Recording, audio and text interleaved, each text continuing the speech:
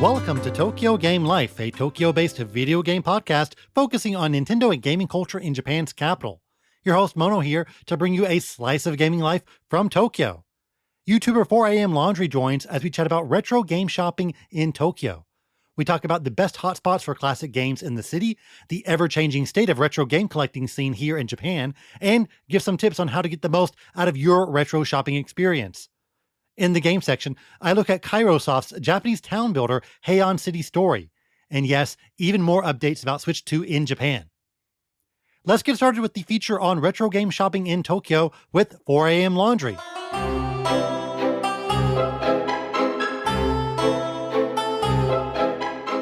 Today's feature is about retro game shopping in Tokyo. How much should you pay for a copy of Captain Rainbow? You're going to find out. Joining me to chat all about it is a special guest. So guest, please introduce yourself. Hi, my name is Bim, also known as 4amLaundry, and I run a YouTube channel by the same name and also a Twitch stream, which is all about retro video game hunting in Japan. Thanks for joining me. I cover a lot of retro games on the podcast, and I've covered a lot of retro shops as well. But I wanted to focus on kind of the state of retro game hunting in Tokyo in 2025, because I feel it changes every year.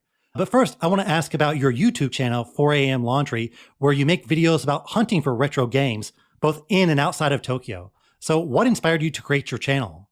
That's kind of a long story. I started as just a Twitch stream during the pandemic, and it was very, very basic and bare bones. Like most of us, I was bored, and I was working from home at the time.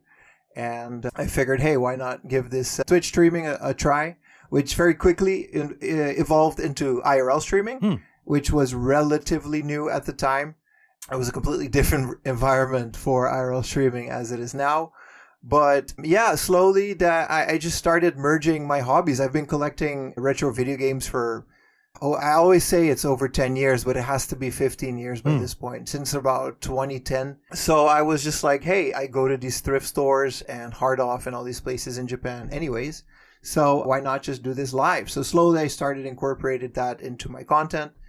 And at some point, I just decided to make it into a video. And that took off really quickly. And then the channel kind of grew really. The YouTube channel is only a couple of years old. It's a year and a half, I think. So yeah, that skyrocketed to where we are now, which is, it's now my full-time job. What's the origin behind the name? Are you really doing laundry at 4 a.m.? Yes, I did. I went to university in Japan. In Japan, in university, we had dormitories. So I slept in the same room with this other guy. And I originally came to Japan to practice kendo, which is a martial art. It's something that I've done since I was like 14 years old. And I went to the International Budo University in Chiba, where we all had different schedules. So I shared the room with this one guy. And I had kendo in the morning, which was really, really early, and he didn't. So I always started washing my stuff at like 4 in the morning to get ready for the 6 in the morning practice, because that's when the morning practice was. We remained friends over all these years, and at some point we had a group chat, and he was like, I was like, yeah, I'm starting this Twitch thing, and I really don't know what to call it. And he was like, just call it 4amLaundry, because you always used to wake me up at 4 in the morning doing laundry, and I was like, hey, it kind of stuck. Since a lot of your videos are you inside of actual game stores, what's it like filming inside a game store in Japan? I know in Japan, a lot of shops have recently gotten a bit strict with filming and streaming. Do you have to be very secretive about making your videos when you're inside the store, or do they not care? No, not at all. I genuinely really like to respect my surroundings. Ever since the beginning, we've always been a drama-free channel, a controversy-free channel, and I'm very proud to keep it that way. Hard Off specifically is Japan's biggest second-hand store chain. And the CEO is actually a very progressive guy, to the point where every Hard Off in Japan is actually encouraging people to share their finds on social media. There's Japanese channels focused on Hard Off. They have their own hashtag. It's called Hard Off Family in katakana. And they have Hard Off ambassador programs where they encourage people to share their finds on social media. It helps promote the store, and they understand that this is a positive thing. This gets people into their stores, and it has obviously very much helped them into their benefit over the years. And like you said, some stores have always been very against filming. Specifically, there's a store in Akihabara called Beep. It's a vintage computer store, and even though they're pretty active on social media, they just don't like filming in their store. I respect that. Like, I've never made a video on there, and I don't think that's a lot to ask. If they ask me not to film, I just don't. If I'm live and I walk into a store and they're like, no camera, and then I just leave. It's very simple. Awesome. So we've now established you as the expert when it comes to retro game hunting in Tokyo. So let's get into shops, strategies, recommended games, and everything else. So let's start with a big question. In Tokyo, not Saitama, not Chiba, in Tokyo-to, what would you say is the number one best retro game shop you've been to? Oh, that is a loaded question. It really depends on what you're looking for. I would stick to Surugaya as the best retro game shop, even though the prices aren't going to be like bottom of the barrel, as we call in Japan, junk prices. Right. Surugaya is a big chain all across Japan. They've been operating for a very long time, and they just have the biggest stock. If you were to come to Japan and you would only visit one or two places, I would definitely recommend one of their stores. There's one in Tachikawa, which is also really good. And there's a number of other ones sprinkled around Tokyo. Akihabara has a few, which honestly aren't that terrible either, even though Akihabara tends to be pretty high in prices. I would highly recommend them because they just have so much of it that you're definitely going to find what you're looking for. What about Book Off and Hard Off? Are they on the same tier as Surugaya, or are they a little below? It really depends. I normally would recommend Book Off and Hard Off, but since you mentioned specifically Tokyo, that gets quite difficult. The closer you are to a popular area, thrift stores tend to get a lot more traffic, and especially Hard Off and Book Off, they tend to adjust their prices as such. So you would basically get the same experience as, say, a Surugaya or a bigger chain of stores, but Hard Off is still just pretty much a regular thrift store for Japan standards. So their stock is going to be a lot less. What are your thoughts on Super Potato? It's got two locations, one in Ikebukuro and one in Akihabara. And I would say it's perhaps the most famous retro game shop in Japan, at least for foreigners. Yeah, it is. It's a great store to browse. Emphasis on browse. It always has been an expensive store. The thing about Super Potato is it has been around long enough to where a lot of the things that they have were new when they got it. Right. They just have the privilege of being the only one to do it for so long. Like they are one of the oldest retro game stores still standing in Japan, and they're definitely capitalizing on that. I treat them more as museums than actual shopping experience. Like the one in Akihabara specifically, it actually was one of the main attractions that I always wanted to visit before coming here because, like, especially in, I think, around the 2010s, to 2016, I think there's a lot of YouTubers that used to cover Super Potato as the mecca of retro gaming in Japan, which I guess technically is still true, but they got really famous because of that. So you're definitely not going to find any, bargain bins or deals and other stuff in there. But like I said, they've been around so long that they have so much cool stuff. It would be a shame not to visit it if you're coming to Japan. Yeah, I do like Super Potato because they do have a Virtual Boy kiosk there. So if you've never played Virtual Boy, you finally get your chance at Super Potato. And the Ikebukuro location also has a Famicom box, which is quite rare and expensive. And like you said, they've been open so long that the new stuff has now become retro. And they have a lot of weird things like the Star Fox statue and a statue of Snake, I think from Metal Gear Solid 3. They probably got it when Metal Gear Solid 3 came out, and they've just kept it there. Probably. The Virtual Boy in Akihabara is broken, unfortunately. It's not, but the other ones are working. You're absolutely right. You can just try a Virtual Boy there, which is really cool. I've been there, on and off, and sometimes it works, sometimes it's not working. I remember one time at Ikebukuro, only one eye worked for whatever reason. So I think the Virtual Boy, maintenance is probably expensive and very cumbersome, but I'm glad that somebody is doing it there. And like you said, I feel like it is more of a museum than a shop. But for a lot of tourists, I think they definitely assume it's a one-stop shop for retro games. So if somebody's visiting Japan as a tourist and wants to do a bit of retro game hunting, do you think it's fine to just swing by Super Potato and get what you want there? Or should they just go to Surugaya instead if they had to pick maybe one shop? I mean, it completely depends. Like, I get this question a lot, right? Like, one of the number one comments on any of my videos is, what is a cheap within Tokyo retro game shop where I'm going to find the best deals on the best games. And it's like, you can kind of only pick one, right? A lot of my videos, I do get a lot of good deals, but I travel about 2 hours per train every weekend just to go out to places and try to find new locations, for game hunting. So a lot of people tend to say things like you should avoid Super Potato because of the prices. But when someone has never been to Japan and they're going to go to Akihabara, it's like it would be such a waste to not at least visit it. Like, it's definitely like a relic. Like the Metal Gear Solid statue that you mentioned that they have on their arcade floor is literally just, it's kind of like a relic at this point, right? So I think for a lot of people, it should definitely still be a must visit. There's so much history behind it. Like Game Center CX visited it once, if you're familiar with the show. There's so much lore to that place that I think just going there because it's quote unquote an expensive store, I think would be such a waste. If you're serious about game hunting as well, like where else are you going to find those super hard to find prices? I don't think Surugaya is going to have a lot of that stuff either. Yeah, I totally agree with you. And that it's definitely worth visiting because, like we said before, it is almost like a museum. And there are a lot of just weird, fun things in there. I remember I saw not a shelf, but almost like a part of a wall, and it just had Pokemon Gold and Silver carts. But they had a very specific note that said, we have repaired the battery inside the Gold and Silver carts. Right. Because as you probably know, those batteries have kind of a shelf life on them. And if they deplete, then they don't work.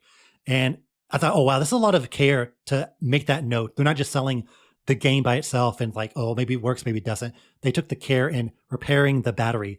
And they also had like little fun electrode drawing next to the cart. So I thought that was, okay, they're going the extra effort. So even though it is quite pricey, definitely worth checking out, I think. Would you say there are a lot of mom and pop retro game shops in Tokyo? Maybe mom and pop is a bit reductive, but shops that aren't major chains. Are there any notable ones in Tokyo? No, I mean, there are some, but they are very few and far in between. My favorite one closed down last year. It was called Friends. Yes. And I have a video on my channel, which was like literally in their last week of being open. I got in there and I made a video. I even interviewed the lady a little bit that used to run it with her husband. And it's very unfortunate, but also they were tearing down the building, and the couple that ran it I think they were about like 60, 70 years old at this point. They just kind of called it quits, which is very fair. Yeah. And I'm assuming the rent in Akihabara isn't something that is super cheap either. So this is happening to a lot of these mom and pop shops where there just isn't enough traffic to drive to them. Places like Hard Off and Book Off, it's extremely hard to compete, especially with Surugaya with their buy prices, which are really good. It's very hard to compete. So there's one store called YY World that's within Tokyo. I've been there once or twice. It's pretty okay. Prices aren't going to be super competitive, but also it's like a couple of people running the store. And in my experience, these mom and pop shops, they tend to take really good care of their stuff. So it's also definitely a different experience. But yeah, there's not a lot of those. I wish there were more. Yeah. Friends, I've been there a few times, and it is one of those shops where you think, oh, how are you in business? Because it's not like they have a super huge stock.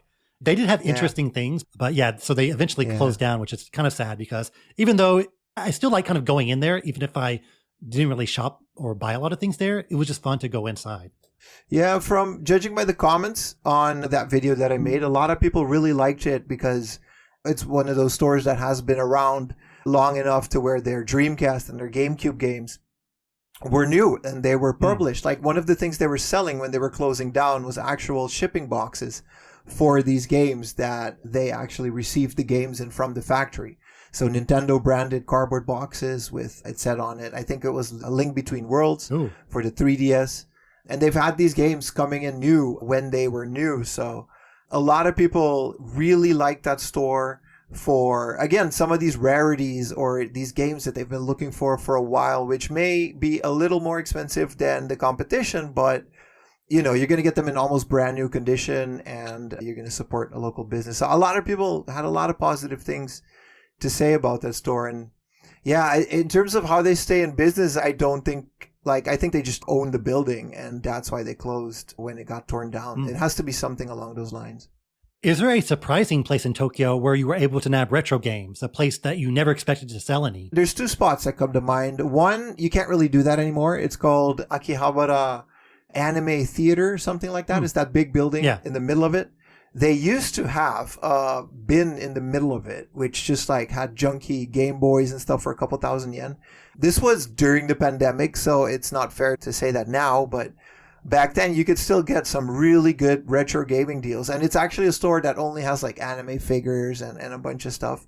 But they actually did have quite a good selection of boxed Dreamcast and N64s at pretty good prices. So I didn't expect that one.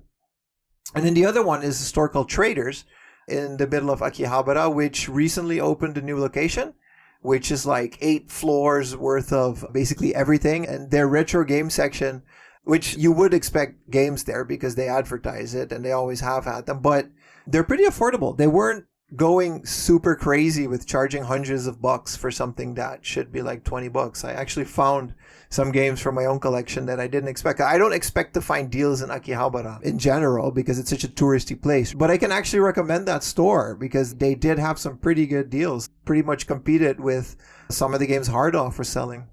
All right, so I want to hear about your big finds. Do you have a Golden Goose retro deal you came across, something you picked up for way cheaper than its real value? I don't know. I pick up a lot of garbage and then because I kind of follow, like I really love collecting. And when something gets too expensive, I just kind of don't get it because I don't, like it's very hard to find those deals in Japan. You do find them and I do have some, but in general, stores in Japan are pretty knowledgeable of what they have these days. It's pretty rare these days to come across something that's worth 4 times as much on the internet. Like I've come across a lot of sealed games. Like a lot of times Hard Off and other places, especially PlayStation 2, either they don't notice or they don't care enough. You'll find a game for a couple hundred yen and it still has the brand new PlayStation 2 seal on it, which usually makes it go for a lot more than it was opened. And then you come home and this has happened more than like 5 or 6 times. All of them live too, so I can prove it.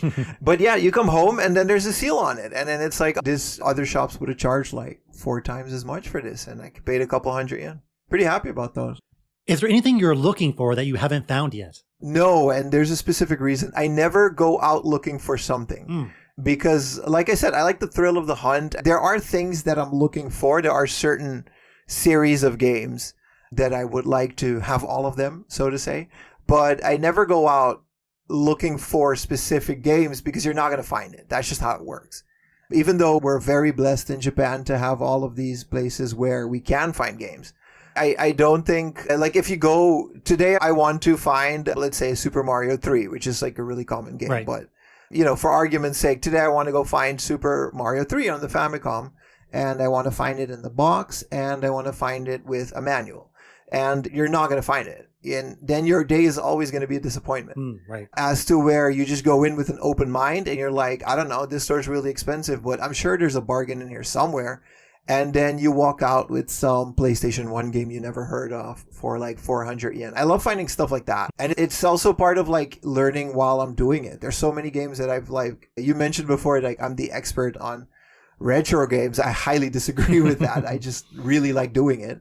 And one of the things I like to do is just learn. Like there's so many Japanese games that we haven't gotten back in the day where you can just find them. And then you find out, like there's this game called Tokyo Bus Guide for the Dreamcast. I never knew this game existed. And it's actually really challenging. You got to like follow all the rules while driving this bus in Tokyo. But it's actually pretty fun. And there's a big speedrunning community within Japan for that specific game. And stuff like that I'm just constantly running into where it's like, oh, this is cool. Now I like this. Most retro game shops have rare or expensive games behind glass cases. What's the weirdest or coolest thing you've seen behind a glass before? That's a really good question. One, it always surprising me, specifically with Hard Off, how sometimes you would find things within the glass case that are like, for like a couple thousand yen, right? Yeah. In the box. And then you would go in their regular shelf and you would find like Batman on the Super Famicom for like 8,000 yen. And it's like, what made you put this game in the glass case? Which is one of your cheaper games, but I guess it's a more sought after game and now it's in this glass case, but I can just go pick up a 10,000 yen game from your shelf. That part always kind of amazes me. In terms of the rare stuff behind the glass case, I think Panasonic cues are still really rare. Or once or twice, I actually found like a Satellaview for the Super Famicom. Those are really fun to find. I don't think I would ever buy those, especially on my budget, because I'm really known as like the bargain hunter, right? Which you're never going to find a Satellaview in the junk. I mean, never say never, but that rarely happens. But finding those in the glass case is always fun. Stuff that because I also don't really have space for a lot of that stuff anymore. Yeah, for me, weird stuff I've seen behind glass. I did see a color TV Game 6 at a book off before, just a random book off. But they said it's not for sale. So I was like, well, why is it behind glass then? Are you just bragging about that you have it? I don't know why they put it on display. And they do that. I always get a kick out of finding foreign games behind glass. Like I've seen like the NES, not Famicom, the NES version of Ninja Turtles behind glass for, I don't even know how many thousands or tens of thousands of yen it was. But I always wondered, how on earth did this end up in Japan? And how is it here in front of me behind glass? I wish they had like a story or a placard under each game that said how it got here, because there's some really wild things out there.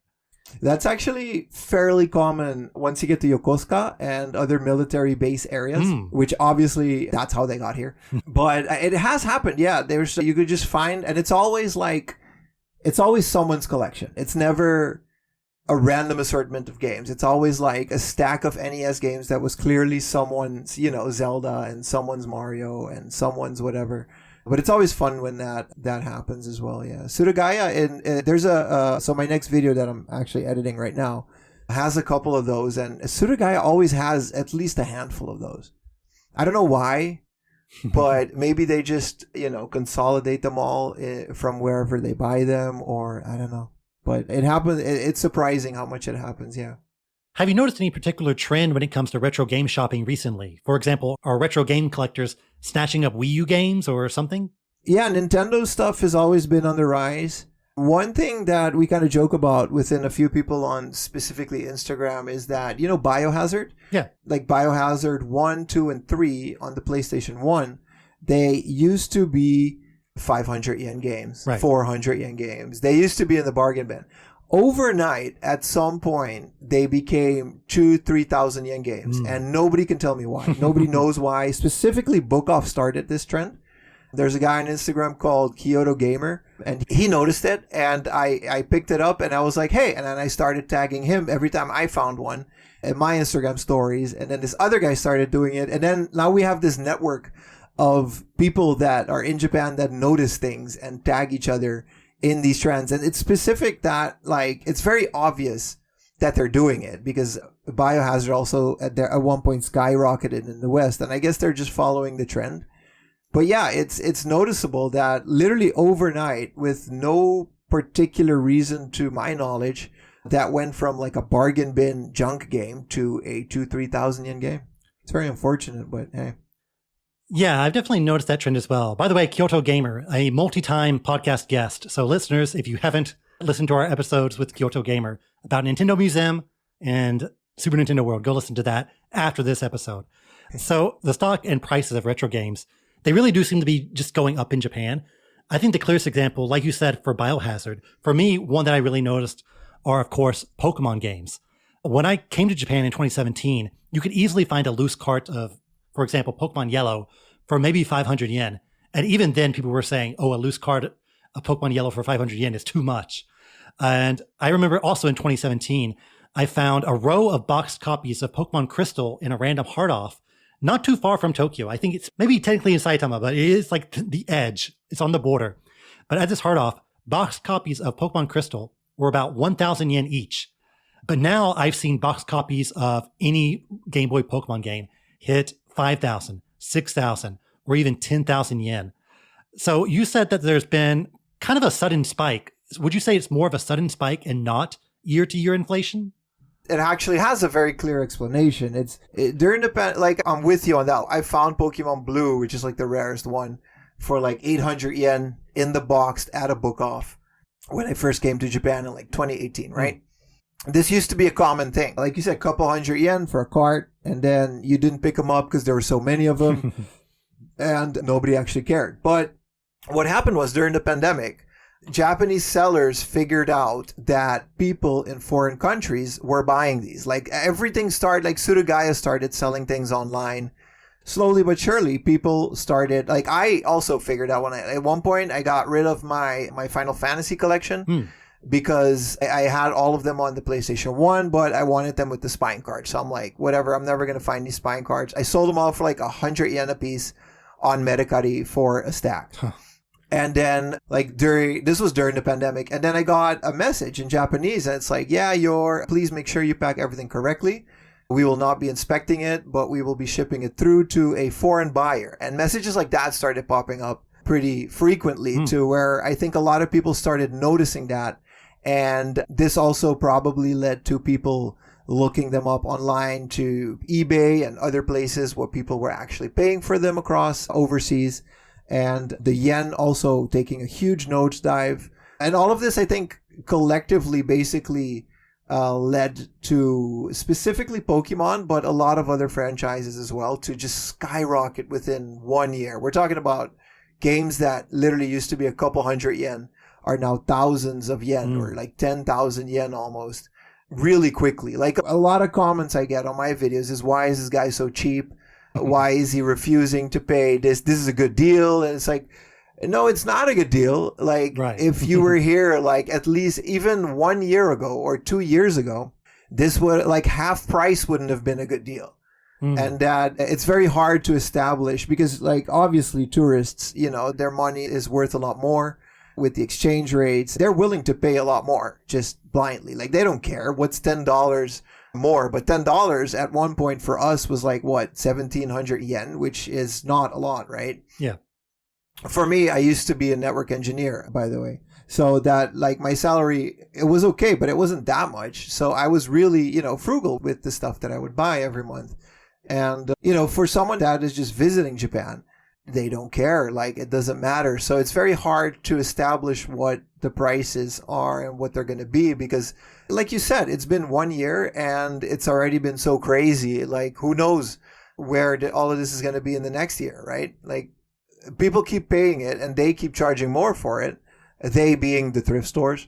And why shouldn't they? They're just matching the online prices, right? So, and then people keep blindly paying it and the prices keep going up and up and up to, I don't know. I can't predict where it's going to go, but it's definitely going to keep going up. So it's very hard to use that as an indicator of what is a good deal and what isn't a good deal. So would you say the retro game shopping golden age is over? Or is that not an exaggeration? Yes. No, not at all. The golden age was a couple years before you came. You mentioned 2017. Yes. I think one video that I am working on is there's a way that you can search YouTube's index by year. And my God, some of the guys, some channels are here way longer before me. And like a lot of these channels never really took off, but they're still there. So you got these like, you know, guys that were like ALTs in Japan for a couple of years and then they go back to the States and they go to Hard Off and some of them filmed it. And you find some of this footage where it's like, here's a Panasonic Cube for 6,000 yen. That's kind of a lot for a GameCube, but I guess it looks really cool. I'll buy it. Like, this thing is worth literally thousands of dollars right now. Yeah. So looking back, it's like, yeah, the golden age is over, man. Like, it has been over. I don't know what to call this age, but it's not the golden age anymore. That's for sure. Okay. Yeah, I was talking with another guy and we were trying to pinpoint when was the exact golden age for retro game shopping. For example, you would hear stories of people saying, oh yeah, in Akihabara, kind of the shift between the 32-bit era and the PlayStation 2 era, they were just giving Super Famicom games away. They just had tables outside their store of just games for extremely, extremely cheap prices because they didn't want that stuff. They thought it was just junk. And so there was like a very narrow window where you could really get out like a bandit. You could get probably Neo Geo carts for like, I don't know, 300 yen or something ridiculous like that. But yes, that time was a long, long time ago. But is there a gamer console that is actually surprisingly cheap right now? For example, I've always been amazed at how cheap N64 games are in Japan. Yeah, that is also rapidly changing. When I started my channel, one of the things I wanted was a goal because streaming was just streaming. But when I made videos, I wanted to follow a line, right? One of the goals I had was to complete an N64 collection, which I did to a certain degree, but as the first year of my channel progressed, I just saw these games go from 400 yen to 1,000 yen, from 1,000 yen to 2,000 yen, to the point where a lot of games that I still need, I'm in a hiccup because they're all like 50, 60, 70 bucks a piece, which to the American audience, I know what this sounds like, but 70 bucks for a Nintendo 64 game in Japan is absolutely ludicrous.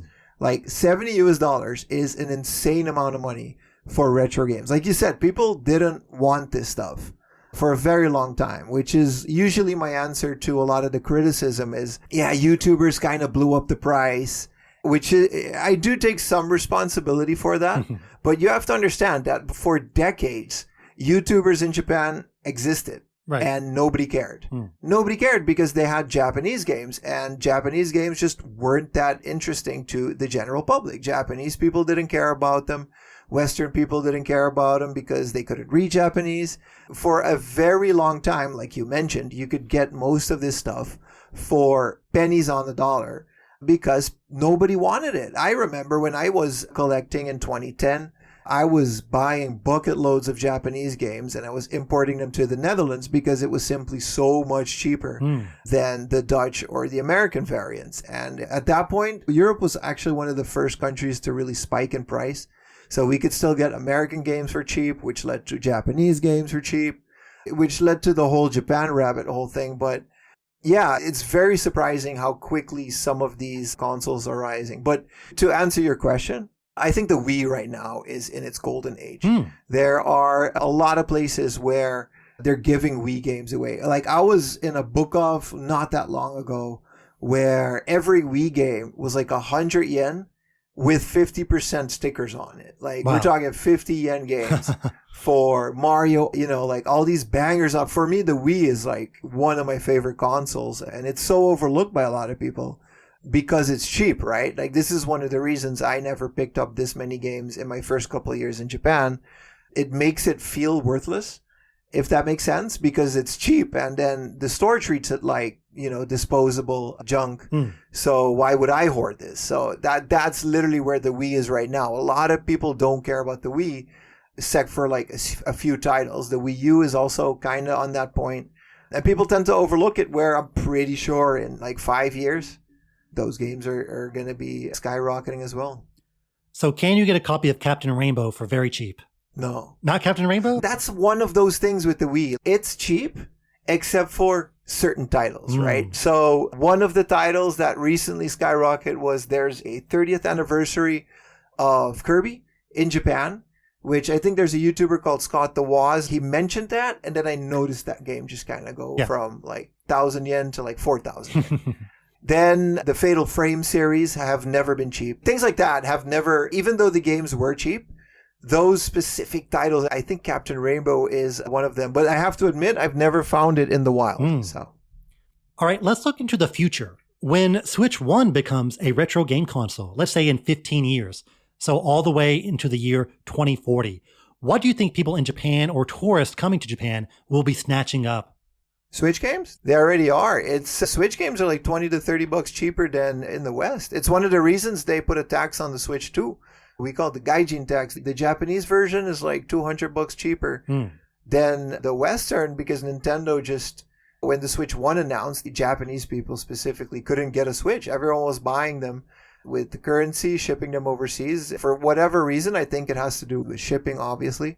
But they're, you know, a lot cheaper here than anywhere else. And Switch games specifically are already a lot cheaper than they are in a foreign country. And the thing about a Switch game is it's any language you want it to be, right? You just download a language pack, which I think is one of the reasons that the Switch 2 is so much more expensive. So yeah, absolutely. People are going to come here because I think they always will be a bit cheaper than the Western versions. So before we wrap up, what general tips can you give people who want to do some retro game shopping in Tokyo? Or maybe some game that people might not know about, but should maybe try to find when they're shopping over here? I have a great video on that. It's called Retro Game Hunting Guide in Japan. It's actually really focused on the countryside. So to focus it more on Tokyo, the general rule is the further you go away from a bigger station, the better your finds are. So like Kichijoji is notorious for being a very expensive hard off. But if you walk a little bit more, to the Mitaka one, you're going to find some great deals. If you go to West Tokyo, is always a very great place to go. The more annoying it is to get there, which is like an hour-long train, the better your chances are to finding quote-unquote deals. But you shouldn't expect to find like extremely rare stuff while doing so. Like you're not going to find, Ikaruga for like 500 yen. Right. Or something like that. If you go into Tokyo, one of my biggest advice that I give anyone that wants to come to Japan is, and this might sound very contradictory, but don't come to Japan specifically for retro game hunting. It's such a waste. Japan is such a beautiful country with so much things to do. A lot of those are game related, but a lot of those are not. And I think that's okay. Like there's a lot of people that are like, yeah, I've never been outside of my country. I can't wait to go to Japan and like go retro game hunting. I'm like, that's fine. I understand because I understand, how fun this looks, and it is fun. Obviously it is fun. That's why I do it. But don't forget to enjoy your time here. Like go to Akihabara. Don't just ignore places like Super Potato because they're known to have high prices. Like enjoy the culture, enjoy being there, enjoy being in stores where this stuff is still available. And then try to do the other things as well. Don't just go like all the way to the middle of nowhere because you're going to save like $10 or $20 on a retro video game. That's cool if you live here. Like for me, I do this literally a couple times a week. So it makes sense. But like you're not going to get cheaper games than if you just buy them online from Surugaya and ship them to the US. In general, you aren't, like unless you're looking for very specific stuff. So the biggest advice is don't forget to enjoy yourself because a lot of people forget that. They get caught up in pricing, locations, you know what I mean? Deals. Right. And then there's like, oh, my Japan trip was such a bust because I didn't find any retro games. It's like, you got to go to Japan. Like a lot of people dream of that and never get to do that in their life. And it's such a waste if you know what I mean? If you put it next to that scale. In terms of that. So don't forget to enjoy yourself. I think that's a big one. Yeah, that's definitely great advice. For me, I definitely recommend if you're shopping and you don't know what to get any game that comes with something weird in the box, like the Pokemon typing game that comes with a keyboard on the DS. And Nintendo also made a game called DS Bimochi Training, which is a calligraphy training game. And it comes with a... I have it. Oh, awesome. It comes with a... Sorry. Oh, go ahead. To interrupt Yeah, you. what is in the box? That is literally the first game I bought when I came to Japan. Oh, wow. Because I was in my university Shoto club as one of the only guys, which I didn't know Shoto was a girl thing, but I didn't care because I just thought it was cool. And I went to it was literally 100 yen, and it comes with a brush-shaped stylus. And you can just practice your calligraphy and practice kanji while you're at it. And it's actually one of the coolest things that I own. I 100% agree with that answer. Yeah, and it is an odd game because it is developed by Nintendo. So it's like one of those weird, kind of rare, somewhat modernish Nintendo-developed games that never left Japan. And there's also a lot of random PS2 games with figures in it, like mini Figmas. So listeners, just grab any big box you can find over here, and I guarantee you it will have something fun in it. To add to that, specifically those big boxes, Surugaya is the best place for it. They have all of them. They have so many of them. Oh, yeah. And so many of these giant boxes with whatever figure next to the game. Some have like specific controllers. Again, great advice. Like Surugaya would definitely be the place for that. So that was our look at retro game shopping in Tokyo in 2025. If you're in Tokyo or coming to Tokyo, you're now an expert on getting the best deal. So get ready to crack open that wallet. All right, 4amLaundry, where can people find you? YouTube.com/4amLaundry. I'm on Twitch. We live stream retro game hunting every Saturday and Sunday from Japan. So that means like I wake up in the morning, I sort of turn on the stream and I head out to whatever countryside that I can find. And we're live the whole day. We're including lunch, wherever I go. And then my YouTube channel, of course, has videos that I shoot and edit. And they have a lot more information on them, like prices and locations and stuff like that. Great. And the links to everything are in the podcast description. So listeners, check it out. 4amLaundry, once again, thanks for joining me. Thank you for having me.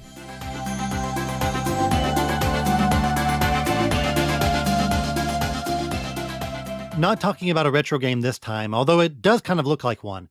Today, we're going to look at Heian City Story from Kairosoft, which is, appropriately enough, a Tokyo-based company with their office in Shinjuku.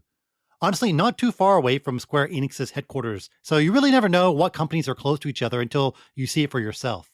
The game came out late last year, but I got the urge to play it recently since Kairosoft was mentioned very recently on the podcast as I interviewed the director of Promise Mascot Agency and learned that one major inspiration for that game was indeed Kairosoft. Now, if you've never entered the Kairoverse, they are well known for their management games with a bright pixel aesthetic.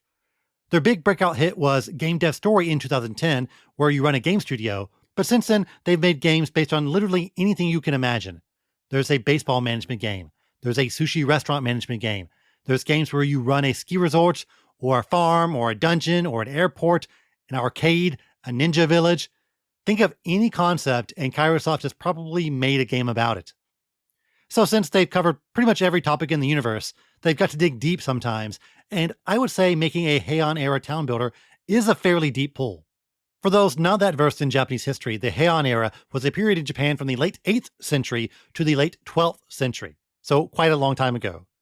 It's mostly known for being the dawn of Japanese art, as books like The Tale of Genji were written in this period, and in terms of aesthetics, you immediately think about the Japanese imperial court with aristocrats wearing opulent kimonos inside giant palaces. Whip out that 10 yen coin because the building on it, Byodo-in, was built in this time period. Not that other time periods are unimportant, but I would say that this is one of the more famous time periods in Japanese history because it started to develop the tenets of what we perceive as Japanese culture. And it was a relatively peaceful time before several notable civil wars, and much of the art from the Heian period is still popular today. So it does make for a nice setting for what is essentially a casual town builder. This isn't like Age of Mythology where you are building up an army. You're focused on making your town as beautiful and synergetic as can be. But yes, there is actually sort of a combat mechanic here via a tower defense system. The structure of the game is very much like all other Kairosoft games. The goal is to make numbers go up. You have a plot of land, you place buildings, people move in, and then you keep rearranging buildings while also buffing them up in your quest to make numbers as high as possible. Building placement is probably the most important strategic element, although the game doesn't really punish you for having a quote-unquote suboptimal layout. But if you plant a maple tree, for instance, you want to put it in a space where multiple buildings can get land value buffs from the maple tree. So it's less about putting it where you think looks pretty, like in Animal Crossing, but instead you do need to min-max your building layouts to get the most amount of gold and points. But again, you can kind of ignore this. You will probably eventually hit a wall in terms of growth and unlocking new things to do, but there isn't a whole lot stopping you from just placing things where you think is the most aesthetically pleasing. I do think the game is smart in that if you make a perfect combo street or a neighborhood, that does look visually nice. And for me, a lot of the fun comes from creating these combos and seeing my progress year after year. And since this is the Heian era, the most important building is the bureau, which serves as an extension of the imperial court. It's a huge structure, and it's here where you can do missions. Some missions are just pay X amount of gold to unlock something, but there are tourists you can invite who you try to impress, and also you can engage in a tower defense segment. It shifts to night, and then monsters or bandits try to attack the village. The combat is pretty straightforward. You can see the path where the monsters go, and you just place your soldiers on there. And your soldiers aren't people who live in your town, but instead a completely separate entity. You have a magic meter, and each unit costs a certain amount. So my bread and butter, the bunny warrior, is 2 magic points, while the bunny archer is 3 magic points. And yeah, there's a frog wizard as well. Now, is this historically accurate? Who's to say? I wasn't there, you weren't there, so who knows? The battle segments are kind of a nice diversion, but they are pretty simplistic. Yet you do get quite a lot from beating them, so you can't ignore them completely. With all these Kairosoft games, a big part of your enjoyment comes from how you connect to the setting. I don't really care about, running a golf course, but I do like the Heian era, so having a little pixel Heian-style town that you can just watch is straight up my alley. I think Kairosoft in general doesn't get enough credit for how good their pixel art is. I mean, it's perfect for this type of game. The buildings are nicely detailed and the characters are all distinct from one another. Just leaving the game running, watching people go on with their lives, that would be a good screensaver. But in reality, you have about 100 things popping up at you every other minute. But that's kind of what these games are. It's pure dopamine. Mission complete. Here's a new mission. You can now build 8 more things. 4 new combat challenges have been unlocked. You can now enter a sumo tournament. Genbei has now mastered the farming job. A falconer is visiting your town. All this information hits you in about a 30-second span. It really does tap into the primal lizard-esque brain of man, where you are constantly rewarded for just doing anything. Oh, and I'm playing it on Switch, a first for me when it comes to Kairosoft games, since they are mostly mobile titles. And I think the controls are pretty intuitive for a console. You can summon a cursor if you so choose, but the button controls work perfectly fine. And I do like seeing those big, chunky pixels on my TV. I think if you like Kairosoft games and the Heian period, well, this is that. It's not a leap forward, but it does have its own flavor and some new gameplay mechanics that make it stand out a bit in its own way. Ironically, Kairosoft does have another Japanese-inspired town builder game called Edo Towns, which I did play and also enjoyed. That one is set in the Edo period, so you have two options for what time period you want to build a little city in. I think both do really strike a particular balance between the strategy of town builders and the casual, cozy genre where you just want a laid-back experience. Every now and then I want to play some city builder or management game, but then I run out of food or something and I just don't know what to do. Heian City Story will give you 100 things to do, and it's up to you to decide what to do when. Plus, you can just freely rearrange the buildings at no cost. Is your fish market 3 spaces away from unlocking a combo? Or do you want to put it on the completely opposite side of town? Literally nothing is stopping you from moving it. The game very much lets you go at your own pace. So, put Heian City Story on your radar if you want a nice-looking, chill town builder. Or if you don't, Kairosoft's latest game is something called Skating Rink Story, so you've got to conduct an intense thought experiment about which is better, the Heian era of Japan or a skating rink. Okay, that's all for games, so let's look at the news.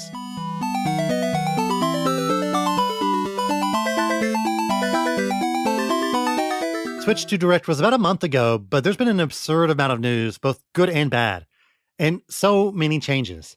But in Japan, it's been mostly stable. Pre-orders opened up on April 24th, and anecdotally, I haven't heard of any horror stories just yet. All shops are using a lottery system, so there's really no rush. I mean, you're picked or you're not. A lot of stores do have pretty strict entry requirements, like having a certain member rank or owning the store's credit card. It depends on the shop, but they're focused on rewarding their most loyal customers first. It depends on the retailer, but there seems to be multiple waves of pre-orders. The first wave is for those who meet these strict requirements, and wave 2 will broaden who can apply. Now, the one I applied for was the My Nintendo Store lottery, since it's the only place where you can nab a multi-language Switch 2. This was a bit chaotic at first since they opened up the lottery weeks before everyone else, which caused the site to repeatedly crash. I only got my application in because I happened to wake up at 3 a.m. Now, the lottery results came in, and I was picked. I was deemed worthy of giving Nintendo an absurd amount of money for a multi-language Switch 2. It was honestly pretty unbelievable since I had such bad luck with these types of lotteries, but it seems like most people who applied for the multi-language Switch 2 were picked, while for the Japan-only models, it seemed like only 25% of the applicants actually won. So multi-language was totally the way to go if you wanted to nab one from My Nintendo in Japan. Those who weren't picked are automatically entered into a second lottery, which is happening right now, but I think a lot of Japanese people are now hedging their bets at other retailer lotteries. Lottery winners can now officially pre-order a Switch 2 from May 1st to May 12th. I went to the My Nintendo shop, I pre-ordered it with pretty much zero problems. Nintendo did announce that once pre-orders went live, the site was, of course, crashing, and they were putting people in a virtual line, but I tried around 8 p.m. on May 1st and had no issue. The purchasing page was actually pretty intuitive. You could select games and other peripherals right there on the page, so no need to hop over to other product pages. And while I got the multi-language version, if you buy that and Mario Kart World at the same time, you do get a discount as if it was a bundle. The discount was pretty incredible too. It's like half off. I also picked up a micro SD Express card and a Pro controller. The order went through, I got the confirmation email, so I guess I just need to sit back and wait. Now, April 24th was the day of the results for the Japan lottery, and because My Nintendo was still exploding, it took Nintendo until almost midnight to send out the results. And April 24th was also the day the American pre-order started. So, might as well try for that one, right? And I actually did nab an American pre-order for a Switch 2 via Best Buy. So currently I have 2 Switch 2s pre-ordered. Now, I might just cancel my Best Buy one, but I am a bit nervous something goes awry in Japan and I don't get that somehow. So I'm going to wait just a few more days. But maybe I should just buy 2 and give one to my wife. But I think I could use an extra $500, and if my wife wants to play the Switch 2, she has free reign on my Switch 2. But before I get $500 back in my bank account, let's wait just a little bit longer. If you've got some money left over, well, there's still plenty of gaming merch to check out. We're getting Gen 7 for the Pokemon Fit line of plushies. These are small plushies that you can fit in the palm of your hand, and they make one of every Pokemon, every form, every single type of variation you can think of. So Alola is here, and you can finally get a Bruxish plushie. I have a few Pokemon Fit plushies, but part of me is like, I should get 6 from each generation, my ideal team for each generation. And I guess nothing is stopping me, but doing that would be hundreds of dollars, and I also don't know where I would even put them. But I'm always glad to just see them and see which ones are sold out and which ones are not when I visit Pokemon centers. Something tells me that Rowlet is going to sell out very, very quickly. For more gaming merch, there's been a flurry of Final Fantasy IX related goods recently to celebrate its 25th anniversary. There's model figures of Zidane and Garnet, plushies of pretty much every playable character, and the best item, a life-sized version of Vivi's hat. All items come out later this year, but you can pre-order them now on Square Enix's official Japanese site. Last bit of merch news, Hobonichi Mother Project also recently put out plushies of the Mother 1 aka Earthbound Beginnings cast on their official site as well. Kind of funny they went in the order of 2, 3, then 1, but in terms of popularity, I guess that is the correct ranking. So for just several $100s, you can have plushies of all the major characters from the entire Mother series. You might think, wait, does that mean they can't make any more plushies? But trust me, we haven't gotten plushies of the enemies, we haven't gotten plushies of the buildings, we haven't gotten plushies of dialogue boxes. Itoi knows how to make a buck, so don't worry. Okay, let's wrap it up. Thanks as always for listening. Be sure to like and subscribe to this podcast on your favorite app. Leave a 5-star review as well, it really helps. This podcast is also available on YouTube, so like and subscribe there as well. I'm on Twitter, Threads, Blue Sky, Instagram. Just search for Tokyo Game Life or find the links in the podcast description. If you like the podcast, be sure to share it on social media. The next episode will be on May 20th, which is actually the last episode before Switch 2 comes out. Get excited. So, see you next time. Matane!